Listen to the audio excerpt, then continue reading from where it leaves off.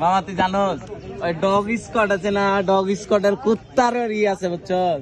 হ্যাঁ তোর নাই কিছু, তোর দাম নাই, কুত্তার দাম আছে, তোর দাম নাই। দাম থাকবো কি ভাই, সকালে তোর ওই কুত্তারে দেখ মাংস খাইতেছ আর তুই শালা সবজি খাইতেছ। তাহলে তোর আর কুত্তার ভিতরে পার্থক্য কি দেখছিস? কুত্তা খাইতেছে মাংস, তুই খাইতেছস সবজি। আচ্ছা দোস্ত তুমি কি খাও? হ্যাঁ আমি ওই না সবজি খাই, তুমি কি খাও? তুই মাস্টার বেশর কথা না বলিস না মাস্টার বিষয় না, ওই যে তো কুত্তা ওই যা তো তাই। হ্যাঁ, কিন্তু ওই হাঁপাইতেছে কুত্তার মতন। হ্যাঁ?